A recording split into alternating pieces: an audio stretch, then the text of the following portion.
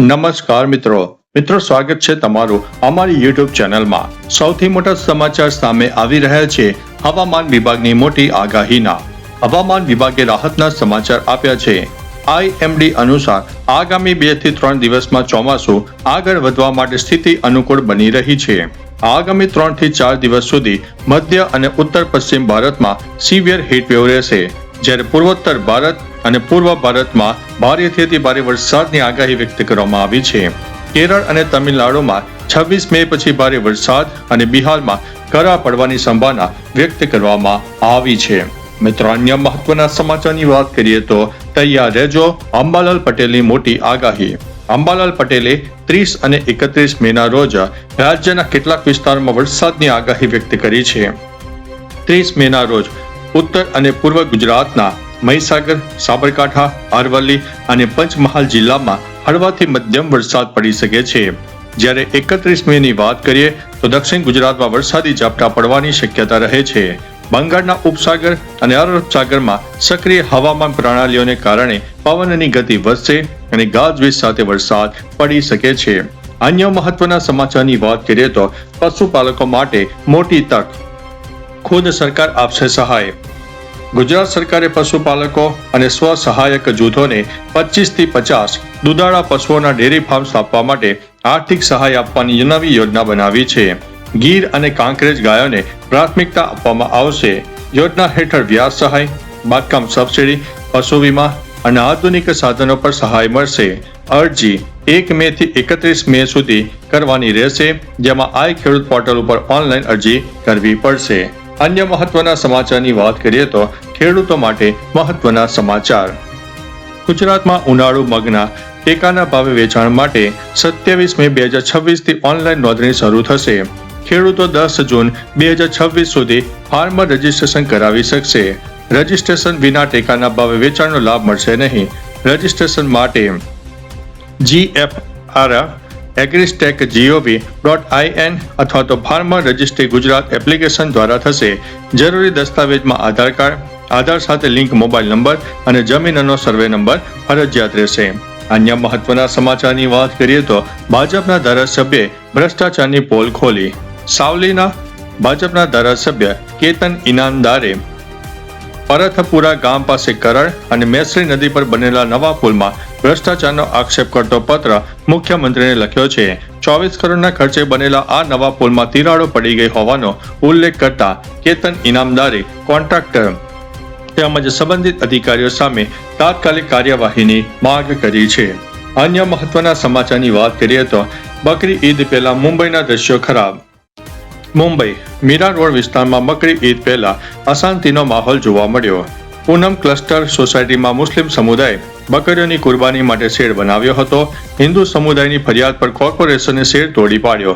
જો કે થોડા સમય બાદ મુસ્લિમ સમુદાય ફરીથી શેડ બનાવવાનું શરૂ કરતા બંને સમુદાય વચ્ચે ઉગ્ર શાબ્દિક વિવાદ અને શારીરિક હિંસા થઈ।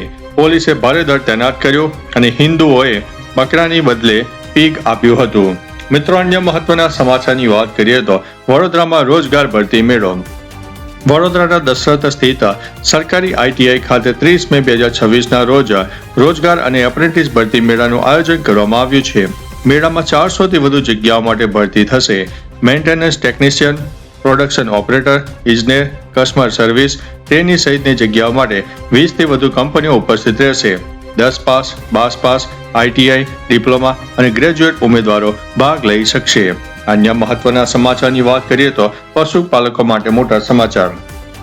બનાસકાંઠાની એશિયાની સૌથી મોટી ડેરી બનાસ ડેરીએ પશુપાલકોના હિતમાં મોટો નિર્ણય લીધો છે। ડેરીએ દૂધના ખરીદ ભાવમાં પ્રતિ કિલો ફેટે 15 રૂપિયાનો વધારો કર્યો છે। હવે પશુપાલકોને પ્રતિ કિલો ફેટે 860 રૂપિયાનો ભાવ મળશે।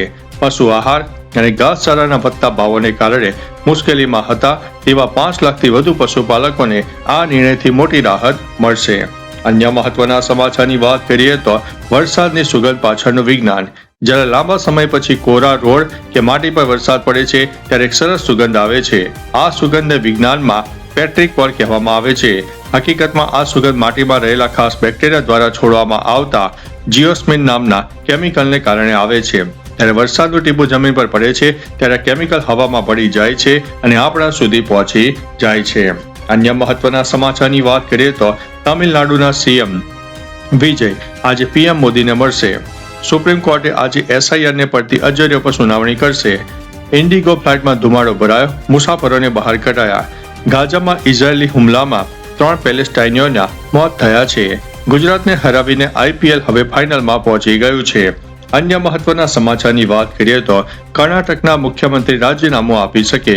કર્ણાટકના મુખ્યમંત્રી સિદ્ધાર્થમૈયા ગુરુવારે રાજીનામું આપી શકે છે અને તેમની જગ્યાએ ડેપ્યુટી સીએમ ડીકે શિવકુમારને મુખ્યમંત્રી બનાવાય તેવી ચર્ચાઓ છે. દિલ્હીમાં રાહુલ ગાંધી અને મલ્લિકાર્જુન ખડગે સાથેની 6 કલાકની બેઠક બાદ સિદ્ધાર્થમૈયાને રાજ્યસભા મોકલવાની ઓફર કરાઈ છે. હાઈકમાન્ડનો નિર્ણય માનવાની જાહેરાત સાથે તેમણે ગુરુવારે સવારે મંત્રીઓને બ્રેકફાસ્ટ મીટિંગ માટે બોલાવ્યા છે, જ્યાં તેઓ રાજીનામું આપી શકે છે.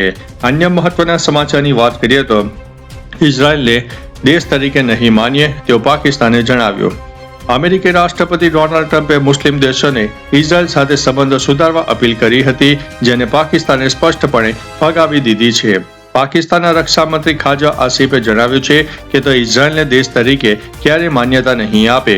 પાકિસ્તાન પોતાની મૂળભૂત વિચારધારા સાથે સમાધાન નહીં કરે. પાકિસ્તાનના પાસપોર્ટ પર પણ લખેલું છે કે તે ઇઝરાયેલ માટે માન્ય નથી. અન્ય મહત્વના સમાચારની વાત કરીએ તો એઆઈના કારણે ટેક કંપનીઓ મુશ્કેલીમાં મુકાઈ. ખર્ચ અડધો કરવાના ચક્કરમાં ટેક કંપનીઓનો એઆઈ બિલ એન્જિનિયરોના પગાર કરતાં વધી ગયું છે. માઇક્રોસોફ્ટે એન્થ્રોપિકના ક્લાઉડ કોડ પાછળ 48,000 કરોડ ખર્ચ્યા બાદ તમામ લાયસન્સ રદ કરવા પડ્યા. ઉબરે માત્ર 4 મહિનામાં 2026નું આખું એઆઈ બજેટ વાપરી નાખ્યું. એનવીડિયામાં પણ કોમ્પ્યુટરિંગ ખર્ચ વધ્યો છે. એઆઈના નામે 92,000થી વધુ કર્મચારીઓની છટણી થઈ છે અને આગામી 18 મહિનામાં વ્હાઇટ કોલર નોકરીઓ જોખમમાં છે. અન્ય મહત્વના સમાચારની વાત કરીએ તો અનન્યાના ભારતનાટ્યમ ડાન્સ ઉપર વિવાદ. બોલિવૂડ અભિનેત્રી અનન્યા પાંડેની નવી ફિલ્મ ચાંદ મેરા દિલ ના એક ડાન્સ સીન પર મોટો વિવાદ શરૂ થયો છે. ફિલ્મમાં તેના ભારતનાટ્યમ અને ફ્યુઝન ડાન્સની સોશિયલ મીડિયા પર આકરી ટીકા થઈ રહી છે. કોંગ્રેસ પ્રવક્તા સમા મોહમ્મદે નારાજગી વ્યક્ત કરતા કહ્યું છે કે અનન્યાને તેમના મનપસંદ ડાન્સ ફોર્મને ખરાબ કરી દીધો છે અને આ ફિલ્મ 22 મેના રોજ થિયેટરોમાં રિલીઝ થઈ ગઈ છે. તો ચાલો મિત્રો, ફરીથી દેશ અને દુનિયાના સુપરફાસ્ટ સમાચાર લઈને મળતા રહીશું. ત્યાં સુધી અમને રજા આપશો. નમસ્તે.